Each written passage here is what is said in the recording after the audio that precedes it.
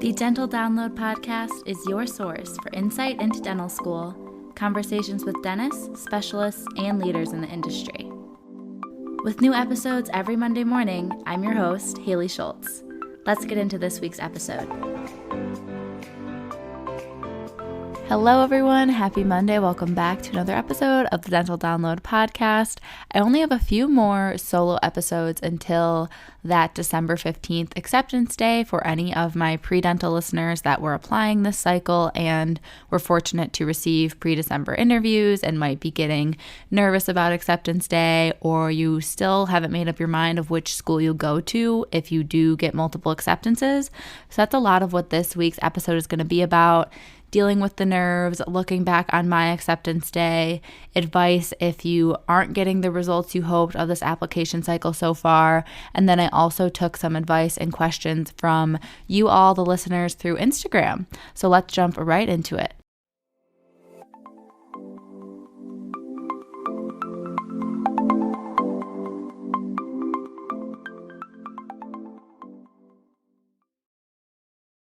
Want to make a podcast? Spotify's got a platform that lets you make one super easily and then distribute it everywhere and even earn money, all in one place for free. It's called Spotify for Podcasters. Here's how it works. Spotify for Podcasters lets you record and edit podcasts right away from your phone or computer, so no matter what your setup is like, you can start creating today. Then you can distribute your podcast to Spotify, but also everywhere else podcasts are heard. Video podcasts are also available, and you can earn money in a variety of ways, including ads and podcast subscriptions. Did I mention it is totally free, no catch? I've been using Spotify for Podcasters since the very beginning of my show, and now we're nearing our 200th episode, so I can definitely say it's an easy platform, and I've really loved using it. So be sure to download the Spotify for Podcasters app or go to www.spotify.com/podcasters to get started. As I mentioned in the intro, I'm going to break down this acceptance day topic into a few little subsections, including responding to the either advice that some of you offered or the questions that some of you had about application cycle struggles. So first things first, advice for just staying calm. It's really easy to be extremely nervous when that day is approaching, the few days before and the morning of.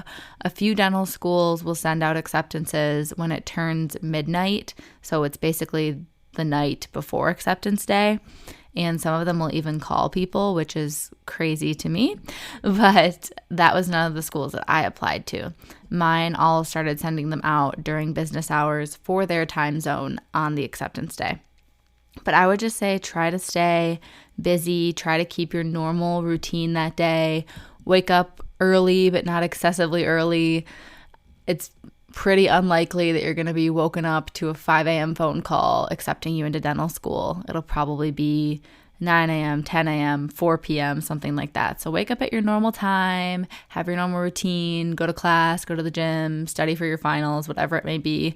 For us, it was a little frustrating because our acceptance day used to be sooner. It was December 1st. So it was right around final season. So I didn't have any classes to go to till 1 in the late afternoon, but I had the whole morning free, which was honestly less ideal.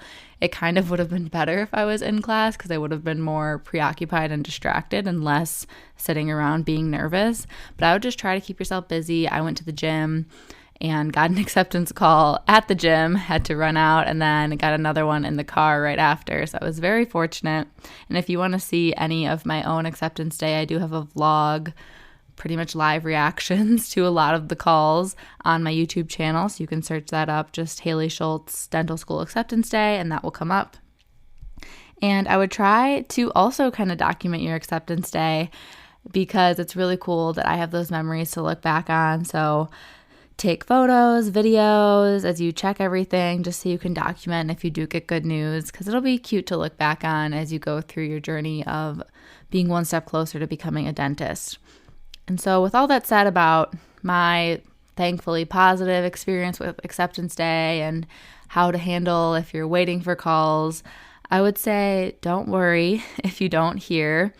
I had a few people that got waitlist notifications on that acceptance day and they were very, very disappointed, or soon after acceptance day, people were hoping they would start to get more interview opportunities because students had already heard that they're accepted. So maybe schools are more aware of how many new spots they have and things like that. But again, they were disappointed because they weren't hearing as soon as they wanted to. So just take heart that it's going to be okay and trust the process, as hard as that is to do, that it is going to work out. There's so many of my classmates that now we've made it through almost all 4 years of dental school that were accepted, that did January, February interviews and joined my class and have been in the class and been successful. So if you didn't get pre-December interviews, it is totally normal. It's totally okay. Every school has their reasoning for the way they go about doing things, and don't even bother driving yourself crazy trying to understand the thought process of their admissions department, because it's never going to make sense to us. All you can do is stay busy, stay focused, try to keep gratitude in mind, and really just trust the process. So next I want to read and respond to the different Instagram messages that I got about this topic. So these are in no particular order, unfortunately. I couldn't just filter through and categorize them. But the first piece of advice that someone gave if you're struggling with your application cycle is, if you're on the wait list, do not give up. Show the school how their mission aligns with your skills or values. I really like this one, and I was going to talk about it later in the episode, but I'll just talk about it now. I have heard of people getting acceptances after following up with schools when they're on the wait list. So that can look like giving the admissions office a call and letting them know that you're going to send in an update letter to their email about how you've been furthering your application since you submitted it. So that can be that you're doing new volunteering, new research project, maybe you retook your DAT, things like that. And all of that can be sent to the school through the formal ways with the ADSAS application updates. But it's also nice to write an update email to them as well. And if I didn't have to do this, but if I was going to, I would probably format it as a Word document, export it as a PDF, and then attached to an email, because I just think that looks a little bit more professional than typing it all in the email itself.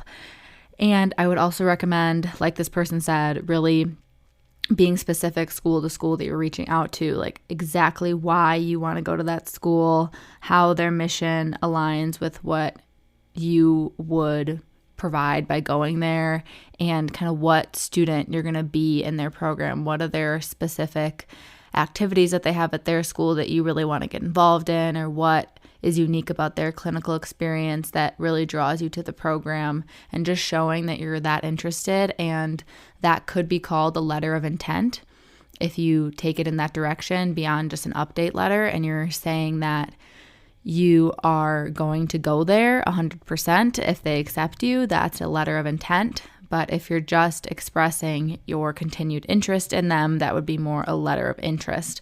So you want to make sure you don't mix up the terminology there. Interest versus intent are very different. So you don't want to accidentally give multiple schools your intent, because that could come back to bite you, and you just don't want any school to end up with a poor opinion of you, ideally, before you've even started your dental career. So another person asked, are interviews after acceptance day common? I would say definitely. I talked about that earlier in this episode. A good amount of my classmates that come from Michigan that are in state, I feel like had post-December interviews and then were accepted. I don't know exactly the thought process behind that with admission, so I don't want to speculate anything, but that is something I noticed. And basically these schools are going to offer the candidates that they felt were most desirable for XYZ, whatever reason, for their program. And then they have a certain amount of time to respond, whether it's 2 weeks, 3 weeks, 1 week, whatever deadline they give, and they also have to pay a deposit. So most people are not going to pay thousands of dollars deposits at multiple programs. That's a little crazy unless they really can't make up their mind. So most people are going to decide within, let's say, 1 month after acceptance day. And at that point, all the schools are going to know, okay, we offered 150 spots. and we have 150 spots to fill and only 80 people accepted. So now we have to send out more interview invites as well as start offering spots one by one to people on our wait list. And as they filter through the wait list and the wait list gets smaller, they're going to interview new candidates and give you either an acceptance or a wait list spot from that. So it's definitely common. As far as I know, the latest that interviews go is March. And to me, that seems fairly late considering my dental school starts in June, but most start in August. So I'm sure there's other schools out there that I just didn't familiarize myself with and didn't apply to that interview even later. But I believe our last interview for University of Michigan, there's just a January and February one. I don't think that there's any later in the year. And then dentist advice was given, which is always nice. Someone that's even past the dental school stage for making your decision of where to go once you're accepted. This dentist said, be sure to consider the cost, but also consider whether it's a place you want to live for 4 years. I really like that advice, and I'm actually going to be finishing off the episode after this with ways to decide between programs if you're fortunate enough to get multiple acceptances. I had 2 more kind of questions from you all. First being, why did I choose Michigan versus other schools? I think I've talked about this a lot on either YouTube or the podcast or both combined, so I don't want to bore any of you that have heard my spiel before. I have a whole YouTube video about why I chose U of M for dental school, so that's probably the most all-encompassing resource if you want to check that out.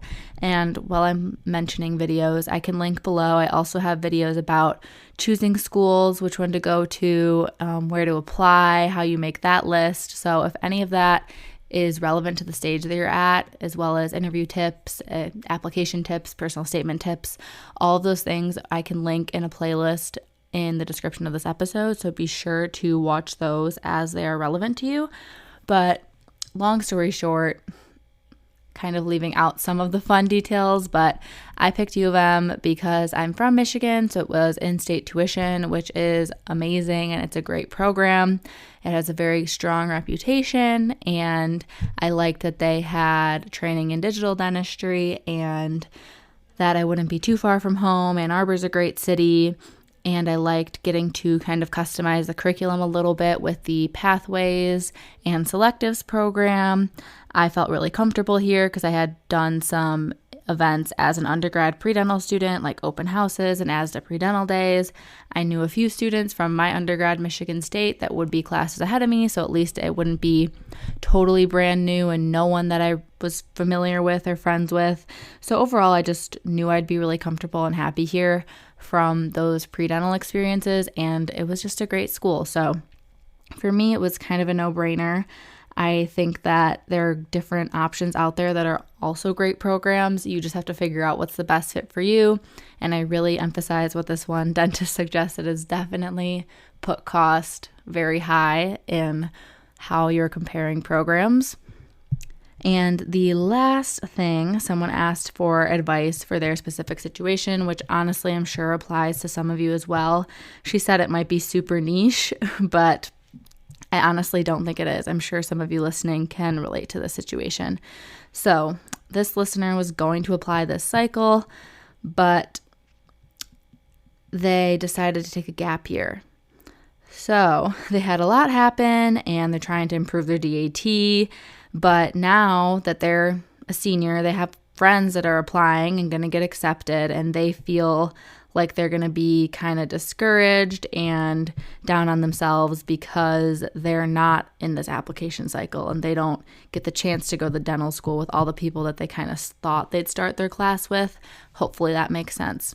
So just advice for dealing with those kind of FOMO feelings of all these people that I started undergrad with and went through pre-dental with are having application cycles and I'm not involved, on top of probably the stress of trying to retake the DAT and not knowing how you're going to do on your retake.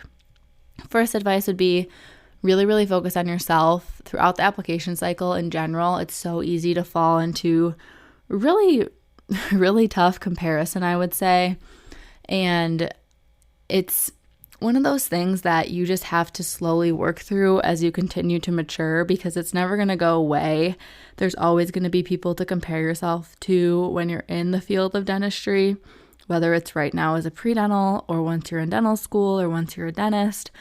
So it's really a skill you have to work on and learn to focus on yourself, and that the only person you're competing with or trying to beat is yourself and your personal best, and trying to be the best version of yourself every single day and every single year, trying to make yourself proud, make your loved ones proud, and ultimately you're the only one that knows what you're going through and what's best for you. So you just really need to be proud of that and focus on that and understand that you're the only one that truly knows yourself and knows yourself best. So you know the best decisions, and taking this gap year was what was best for you. And in the end, you're going to be really happy that you did it, and you're going to make new friends and be on a new pathway, and you're going to have these people that you met in undergrad a year ahead of you, and that's totally fine, and they're going to stay friends, and you can look up to them and you can get resources from them, and it's all going to work out, basically, is what I want to tell anyone going through that situation. All right, let's finish off the episode with our final segment, which again might feel a little repetitive if you've been listening to me for 4 years, so I apologize. But I want to talk about some things you can use to help decide between dental schools. So first, if your school didn't do in-person interviews, which I don't know if that's super common now or not, because I know Michigan is still doing fully virtual despite COVID not being an issue anymore. And then they're offering a visit a day once you're accepted. So that is a little bit different. Or maybe it's once you've interviewed, you can visit, something of the sort, but it's a separate time than your actual interview. And if you haven't visited a school, I would recommend visiting before you decide that you're going to go there. Or if that's not financially feasible or you don't have the time, at a bare minimum, find a dental student there to give you like a FaceTime tour of at least the building and talk to you about campus life, talk to you about where students live, things like that, so you can kind of feel like you visited at least. And that would lead nicely into my second thing, is make sure you talk to students, and talk to students that are in the pre-clinic still, as well as other students that are in the clinic, because they're going to have different information on what the program is like and what courses are currently being taught and how much clinical experience you get. So for example, the 1 year I had a lot of you all reach out to me about the program at U of M, and I gave you my whole spiel about first year classes and SimLab and how we're assisting and this and that, but I didn't really understand fully the clinical requirements and how prepared you are for boards, all of those things that will be important as you go through your dental school journey. So what I did is then I gave those students contacts to an upperclassmen, so like a third or fourth year student I was friends with, and they were able to get the full picture of our program by combining their talk with me and their talk with the older student. So if you're going to reach out to someone, try to get both perspectives, because that's going to kind of all together really give you an idea of what your experience would be like. I also have a video of people that were willing to be mentors at a ton of different schools across the country. So I can link those 2 videos below as well, so you can reach out to them on Instagram, and that could be a little starting point for how to find students at different dental schools. In addition to talking to maybe a first year and third year, or first year, fourth year, whatever you're going to choose, I would say don't take one student's opinion as an end-all be-all. Even for me, like I have positive things to say about my program, and I have things that maybe other programs do a little bit better, and I would be honest about that. But there might be a student at a school that just hates it, and maybe they have justified reasons for that, or maybe they're just a negative person and they would kind of hate any dental school because dental school is hard, and that's just their personality, that they're going to be negative about it no matter what. So I would say If you're really between programs and you can't decide and you feel like you're hearing kind of the same thing from both programs, try to find a few more students. I know it's kind of challenging, but try to find a few more students to talk to, because what one person says isn't definitely going to be your experience. And it's probably more helpful if you find someone to talk to that's similar to the pathway you want to go. Like if you know you want to be a pediatric dentist, you should probably talk to a dental student at that program that's also going into pediatrics, because that'll be more likely your track in the dental school and what your experiences are going to include, versus if you're talking to me, I'm going to be a general dentist. So I don't know a lot about our oral surgery selective pathway and what that looks like and how the OS students get hospital privileges to go do more surgeries. See, I do know some things about it as I'm sharing those little tidbits, but I don't have the ins and outs of how that works, how often you can go, how soon you can get involved. So that's why you would want to talk to a student here that actually is pursuing oral surgery, for example. So you kind of just have to get plugged in with one person and then start bugging them to talk to their different friends that are most relevant to the journey that you want to take, and then see if you think that lines up to pushing you towards your goals that you want after dental school. So some things you can ask about would be the didactic experience. What are the classes like? How many classes are you taking at once? How often are there exams? Are all the exams together? Or do they have 1 or 2 per week every week?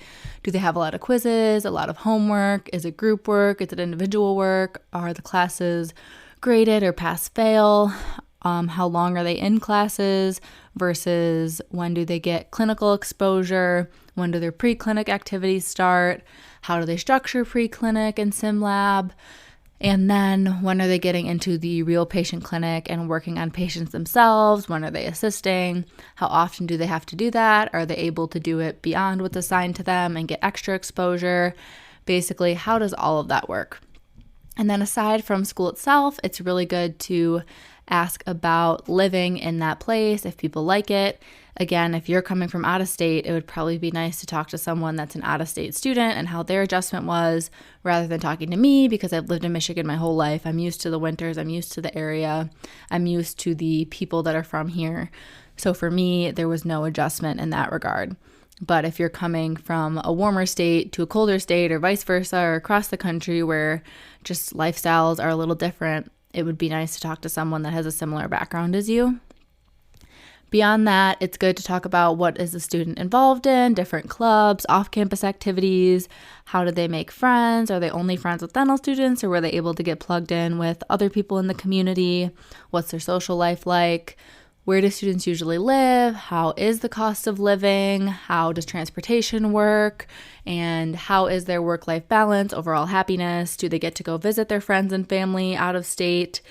And how long are their breaks? All those kinds of things are good to inquire about and just take in as you're making your decision.